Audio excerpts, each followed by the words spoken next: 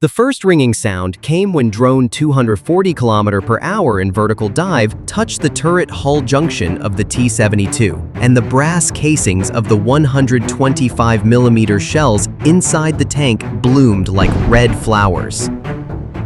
The second blast came as the 155mm Excalibur hit the tail, causing the asphalt to explode at 900 degrees and turn into a shrapnel lake. The third spark came as the Javelin struck from above, causing the ammunition rack inside the BMP-3's turret to explode like the sun. The fourth scream came from Ukraine's FPVs, shattering the ERA armor of the T-72B3M and peeling off the roof like a smith's hammer. The fifth tremor saw the second Excalibur strike, reducing a massive pile of 25 armored vehicles to steel candles in 74 seconds. Lean back in your seat. The ground will shake. The smell of burning diesel will fill the air, and the sky over Donetsk will turn black as cameras record the destruction of a Russian convoy of 25 armored vehicles. The first stage is the detection of the huge Russian convoy. 4:04 p.m., June 17, 2025. The 110th Brigade's Phoenix Reconnaissance Unit is repositioning drone hub antennas along the Yablunivka Komar road axis. 3 PD-2 reconnaissance UAVs take off in succession. Their IR sensors detect an unusual heat strip, like a red string of tank tracks lined up one after another. The depth and speed vector of the detected heat source is calculated. 22 kilometers away, a convoy codenamed Somov-2 has turned north from Chasiv Yar. 15 BMP-3 BTR-82A vehicles belonging to the 67th Motorized Infantry Regiment, with 10 T-72B3M vehicles in front and rear protection. Realizing that 25 military vehicles have set off, the Ukrainian side is making its initial preparations. The 110th Mechanized Brigade, the 92nd Attack UAV Regiment, the 148th Artillery Brigade, and Alfa ATGM teams are launching a joint operation to locate the large Russian convoy. The joint planning, which has begun, combines mission logs, drone telemetry, radio intercepts, and observations from war correspondents on the ground to reveal the Russian convoy. The next phase is Ukraine's response to this massive Russian military convoy. On the morning of June 18, Phoenix Reconnaissance Unit PD-2 drones took off one after another along the Yablunivka Komar land axis. As the roar of engines mingled with the faint sound of wind resistance, a red streak flickered in the thermal camera's viewfinder. A massive Russian military convoy was on the move toward Konstantinivka. This armored column consisted of 15 BMP, 3 BTR-82A vehicles, and 10 T-72B3M tanks deployed in a shield-like formation at the front and rear. The operators raised their heads, thinking the same thing without exchanging glances. This single mass of heat did not represent the uneven vibrations of a tank track, but the rhythm of the entire convoy. The heat radiating from the track gears, disc brakes, and diesel engines had already begun to draw a crimson thread across the pre-dawn sky. 10 T-72B3M tanks and 15 armored infantry vehicles scattered across the field signaled an armored force of a magnitude not seen on this front in 3 months. Like an ant colony made of iron, it was advancing toward the throat of Konstantinivka. The Ukrainian army had everything ready. Mavic 3 drones had begun reconnaissance, javelins were ready to fire, and artillery had locked onto their targets. The FPV swarm would strike from the front. The artillery barrage would seal off the iron tube, and the javelins would finish off anything trying to escape. The convoy was 14 kilometers away, shaking the ground like a bass line rising from the sound of tracks. The muffled roar of the Russian diesel engine could be heard even in a 27 meters per second wind, as if a giant drum were being beaten inside the earth itself. The artillery officer performed a simple calculation on his handheld computer. The Defiant 40C had an average flight time of 35 seconds. The Javelin flight was 18 seconds. And the tungsten cloud that would erupt after the Heimer's salvo was an 11-second deadly move. With all the calculations done, it was time to make their move. 7:12 a.m., June 18, 2025. The first beam of light fell on the live screen of the PD-2. The convoy was very close to the attack. The most opportune moment for firing had arrived, and the operation began. More than 50 Defiants, 23 B-5s, a total of 75 flying bullets fell silently onto the field. Each drone carried a different kind of death. C4 explosive charges, RKG-3 heat warheads, thermite gel capsules, ball-filled IED casings. All signals were calibrated to avoid interference with one another. Defiant 40C drones numbered 01 spun their rotors like bells and burst from the grass. At 240 kilometers per hour, gliding low, the camera selected the tank hull as a vertical neon line.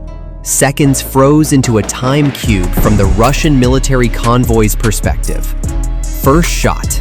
The moment the first Defiant 40C fire hit the turret hull junction of the T-72B3M No. 1, the brass casings of the 125mm shells inside the tank bloomed like red flowers.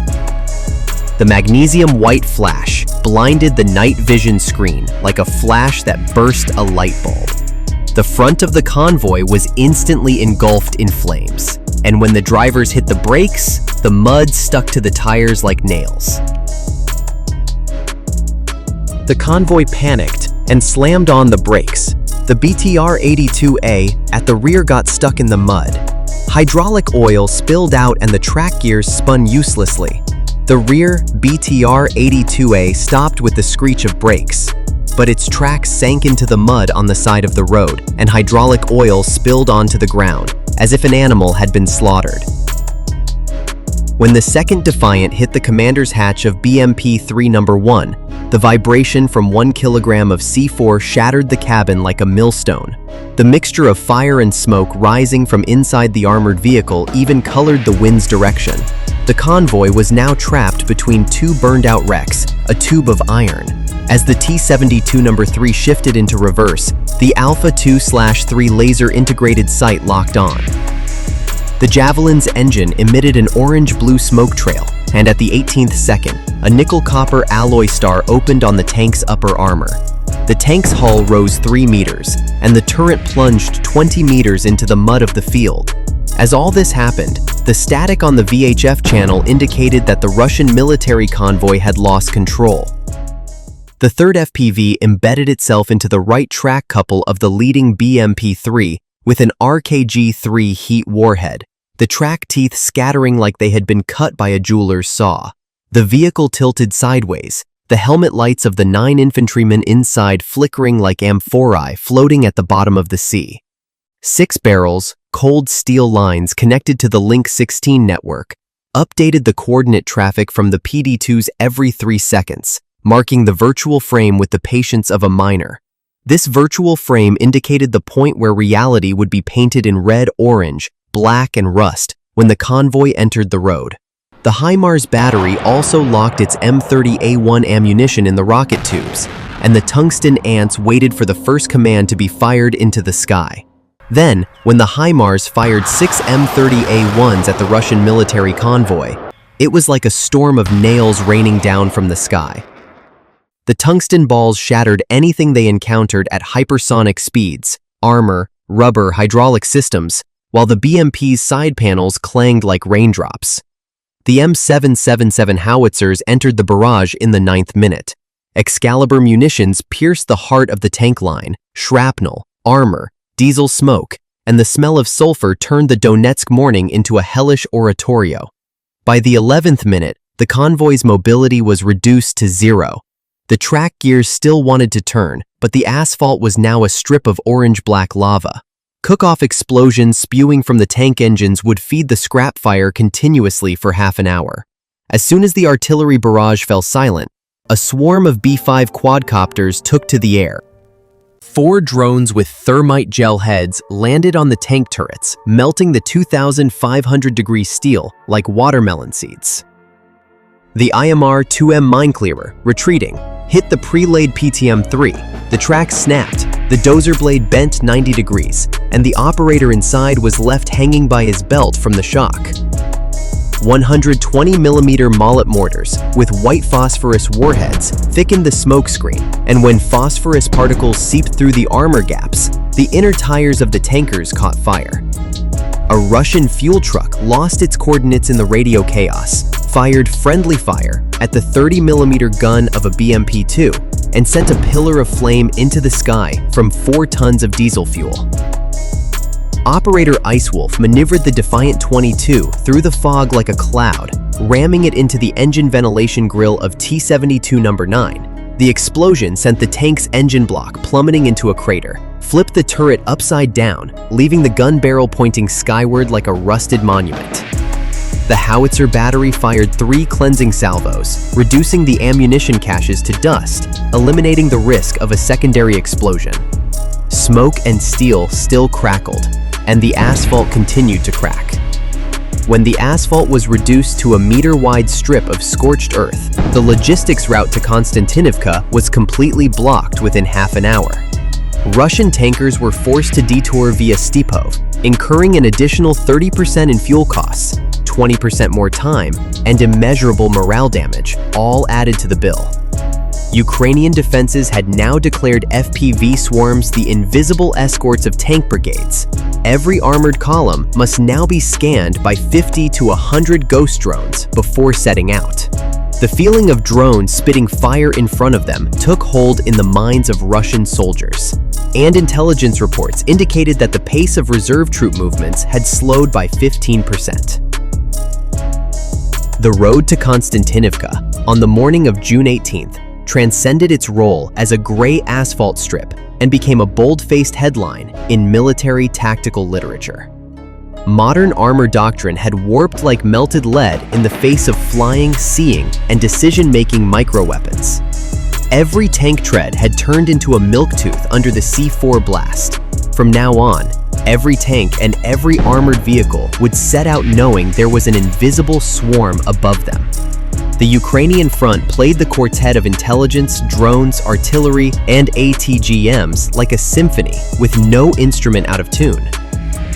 The entire convoy was engulfed in smoke, heat, and silent radio static in 19 minutes. There was no escape, no survivors, no prisoners. In the command tent of the 110th Mechanized Brigade, Colonel Voronenko presented the situation to his staff with cold clarity. 25 vehicles destroyed, 0 Ukrainian personnel casualties, and the only loss being a drone landing gear fracture. As we can see, the morning of June 18, 2025 on the road to Konstantinivka was etched into history as more than just a frozen strip of asphalt. The modern armored mobile doctrine proved weak against flying, seeing, and decision-making microweapons. Not only steel melted, but strategy as well. As every pallet gear was blown to pieces under the C4 wave, the saying from now on, every tank, every armored vehicle, will set out knowing that there is an invisible swarm in front of it was proven true on the battlefield. The Ukrainian front performed a perfect symphony without any losses. The quartet of intelligence, drones, artillery, and ATGMs played in perfect harmony. The Russian side, however, could not escape the fate of a firefly whose lights were extinguished in an instant. As columns of smoke painted the skies over Donetsk gray, a thesis was etched in bold letters into the annals of military history. Armor is buried in the ground unless it looks up at the sky. Russian military sources also missed important details about the operation. It was clear that the convoy's reconnaissance security had been neglected. The electronic warfare shield couldn't adapt to the combined signal jump, and the tank brigade was forced to move without air and UAV screens. The Ukrainian side recorded the victory as the most concrete proof of the flying mine doctrine. Colonel Lebenko, commander of the 148th Artillery Brigade, added the following sentence to the report: "What stopped the tank is no longer another tank, but an invisible propeller descending from the sky." In short, the gray asphalt of the Konstantinivka road, which on the morning of June 18th was streaked with a mixture of hot metal, burnt fuel, and phosphorus, resembling black-gray marble, gave birth to a case study that will be taught in military academies around the world. Thank you for watching.